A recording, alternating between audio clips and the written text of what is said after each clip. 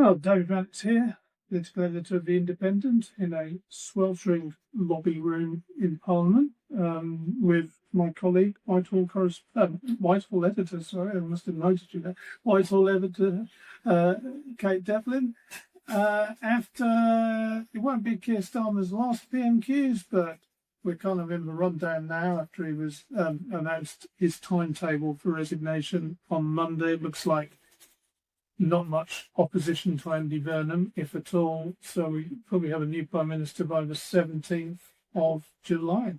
Exciting times. What did you think of Keir today? It was a very different Keir who arrived at Prime Minister's questions today, which now, in some ways you could say, you know, where was this relaxed, happy, confident, even making jokes, Keir Starmer, over the last 2 years, and if he had shown up a bit sooner, would that have helped him stay in the Premiership? But I think that is probably going a bit far. It is a very difficult thing to do. It's very hard to stand up there with everyone baying at you and be as relaxed as he was. So I think it was probably that he could only do that now he knows he's out of the job. But at one point, he even made a joke about his successor, Andy Burnham, which I just thought was a fascinating sign. Now that we know he's in the job for the next 3.5 weeks, are we going to get a bit more of Keir Starmer off the leash? Yes, off the leash, but is he really? Because there's a bit of thin-skinnedness and tetchiness around. Outside PMQs, we have had an issue with lobby journalists being effectively excluded from Sir Keir's, what will probably be his last summit, flying off to NATO. They didn't want to take journalists in. Now, normally as a transparency issue, they take a travelling pack of journalists to these events, and of course defence and his defence investment plan was in some ways, the lack of money was a killer blow for his premiership. And, you know, he clearly didn't want journalists around in his last kind of hurrah. The unfortunate thing about that is that then sets precedents for his successors. So we've been fighting it. It looks like Downing Street have turned around on that and are allowing us to go. But it shows, I think, that there is despite the bravado of today and maybe the feeling of the pressure finally being off, there's definitely a lot of tetchiness. This has actually been a long-term pattern as well of his premiership, of attempting to clamp down on media scrutiny, on transparency, you know, cancelling daily lobby briefings, bringing in, you know, patsy social media commentators to be pretend journalists at press conferences, all sorts of weird and wonderful stuff. None of it, of course, helped him, and he's now going to be, well, almost certainly replaced by Andy Burnham. And I think it's worth saying that why it didn't help him was what it revealed, which was a lack of confidence. And the two prime ministers that we've seen who arguably have been the most successful in the last 30 years, Tony Blair, David Cameron, had exactly the opposite approach. Not always with the media, I'll give you, but quite often would go out, take questions, take it on the chin, and certainly I can remember a couple of times David Cameron went into the chamber and took 2.5 hours of questions over whatever the controversial issue of the day was, thereby taking the heat out of the issue. And in some ways, Keir Starmer's attempts to control the media actually exposed the lack of control and the lack of confidence and ability to control the media that he had.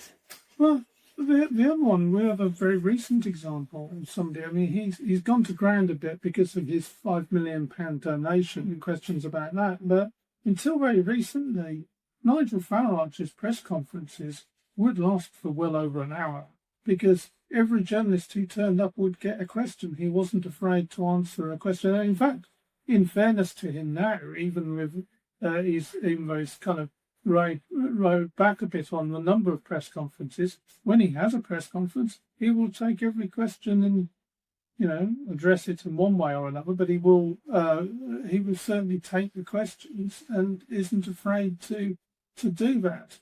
And, it's one of the things that's worked for reform.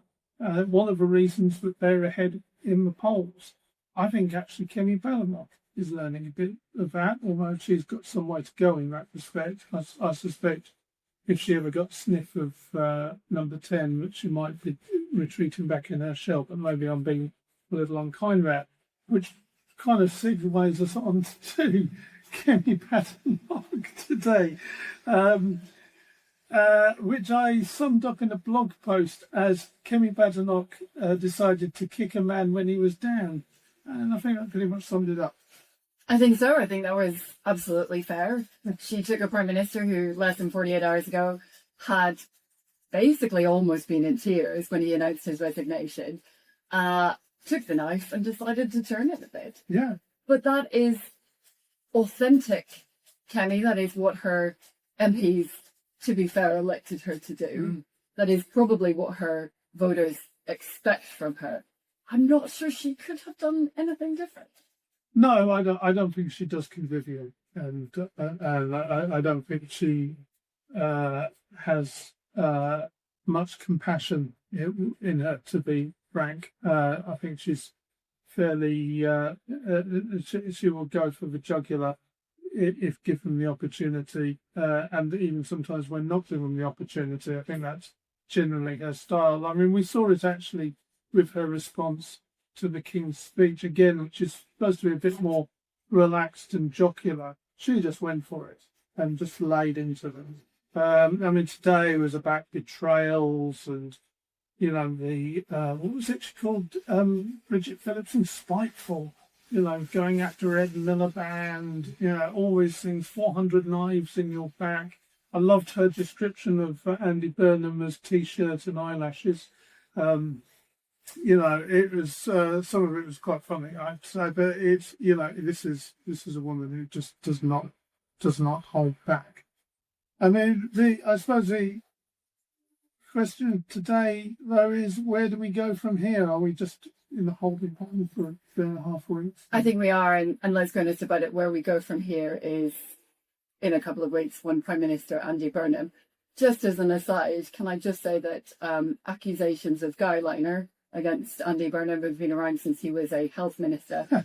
Having stared at those eyelashes in person, I don't actually think that he does use eyeliner, but I stand to be corrected if somebody else has more information than I do. So one last thought before we wind up on this is, I mean, we talked about the bear pit that P&Q's is, the pressure that said, Keir Starmer's only able to relax now because he knows the end is in sight. There's nothing he can lose, effectively.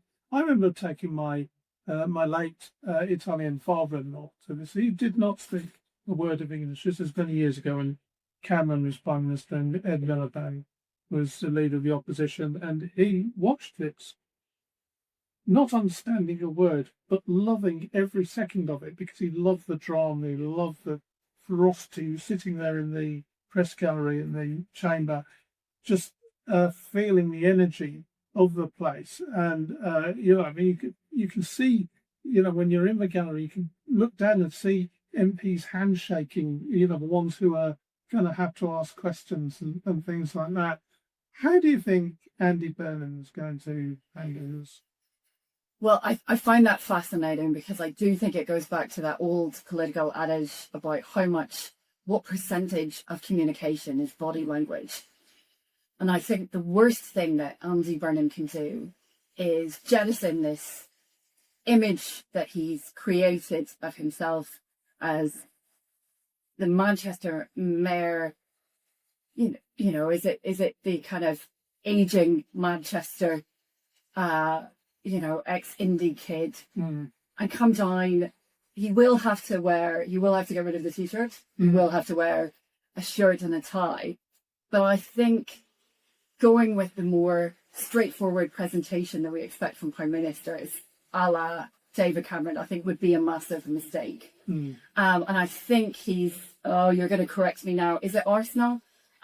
Which team is it where you have to play your own game? was always the football Oh, team, but Yeah, in yeah. order to win. But if he comes Yeah. down and he starts playing yeah. the old-fashioned political game that everybody else has been playing, I think that's when he loses, and he's got to play his own game. Yeah, I think now MPs who are Labour MPs, I should say, who are sceptical about him, think that the cheery, chappy Northern act is an act, and that actually underneath it he's remarkably thin-skinned. And I suspect that people like Kemi Badenoch, with her going for the jugular instincts, and Nigel Farage and others, will be testing that out fairly quickly.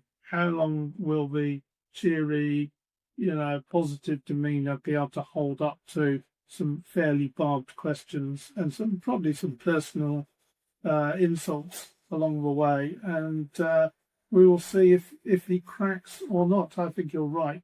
He needs to keep a handle on it and continue with that kind of persona that frankly served him so well in that by-election and previously as Manchester Mayor.